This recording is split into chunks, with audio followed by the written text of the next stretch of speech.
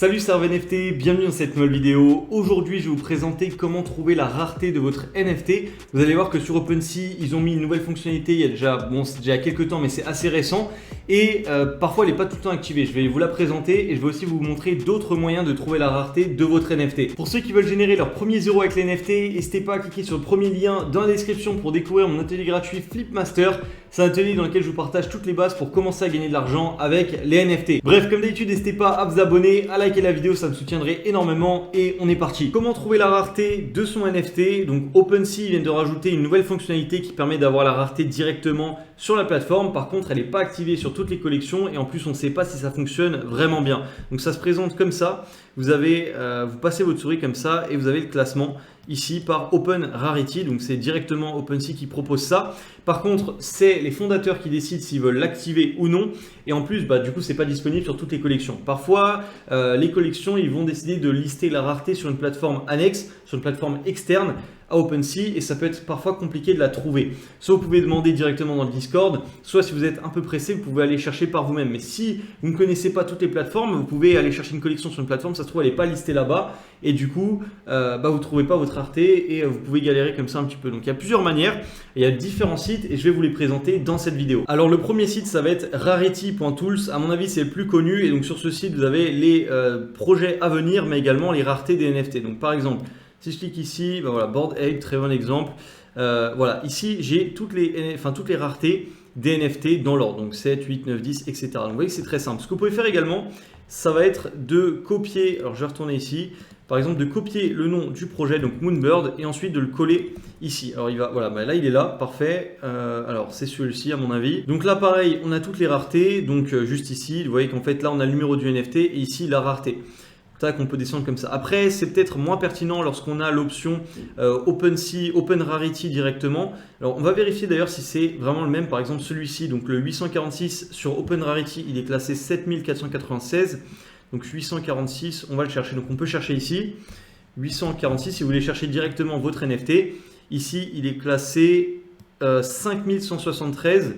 Alors qu'ici, il est moins rare. Donc bon, après, à ce niveau de rareté, ça ne change plus grand-chose. Mais lorsqu'on est dans des raretés plus intéressants, donc dans le top 10%, ça peut être un peu trompeur. Si ici, par exemple, c'est un top 10%, alors qu'ici, pas du tout, ça peut être compliqué. Bon, là, ça pose pas de problème, mais il faut faire attention. Il faut toujours vérifier sur les différents logiciels, voir également les traits. Les traits, c'est très important parce que c'est également ce qui va définir la rareté. Ça se situe juste ici parce que c'est ce qui va clairement définir la rareté des NFT. Vous voyez que par exemple ici, ces NFT là, ils sont les premiers, mais c'est pas pour rien, c'est parce qu'ils sont un peu fluorescents comme ça. Les NFT en or, c'est pareil. Le trait de rareté qu'ils ont en commun, c'est qu'ils sont tous en or.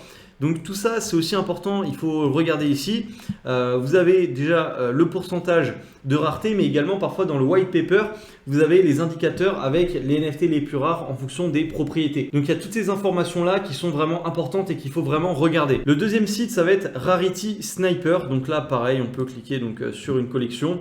On a pareil les raretés, donc on a ici, on peut regarder directement notre ID pour voir directement la rareté de notre NFT. Donc pareil, bon alors c'est pas pertinent de vous présenter à chaque fois, vous voyez que c'est très intuitif. Ici vous avez les rankings, vous pouvez chercher votre NFT, les traits ici.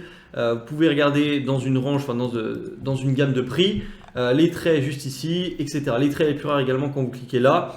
Vous voyez, donc franchement c'est très simple. C'est juste si votre collection n'est pas listée sur Rarity Tools, elle sera peut-être sur Rarity Sniper et ainsi de suite et ainsi de suite. Donc ensuite on a Rarity Sniffer, donc c'est toujours le même principe en fait, c'est quasiment la même chose. Juste vous cliquez, c'est un petit peu différent, mais vous voyez que c'est quasiment pareil. Vous pouvez chercher directement votre NFT ici. Tac, et voilà, vous avez les raretés. Donc voilà, je présente plus, je vous présente juste en fait les noms des sites. Donc Rarity Sniffer. Donc ici on a Rarity Mon, donc pareil, c'est la même chose. On a les différents ranks. Par contre là j'ai l'impression que ce site prend un peu plus de temps à charger, mais vous voyez c'est clairement la même chose. Et le dernier ça va être Trait Sniper.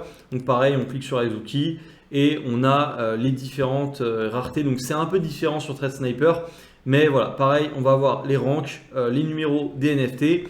Et on peut défiler comme ça, donc on a différentes pages. Donc ce qu'on peut faire, c'est cliquer ici pour changer de page.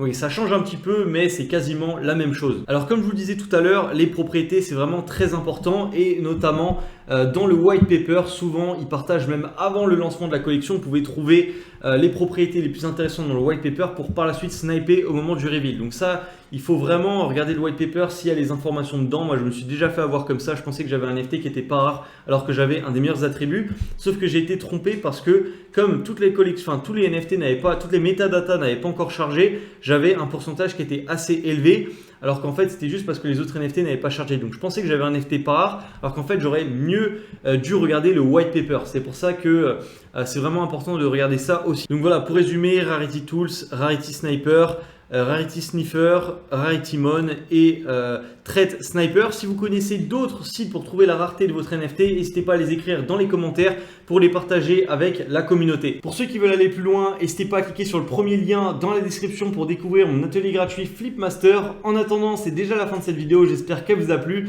qu'elle vous a été utile. Si c'est le cas, n'hésitez pas à vous abonner, à la liker, ça me soutiendrait énormément. Et puis je vous dis à très vite dans la prochaine.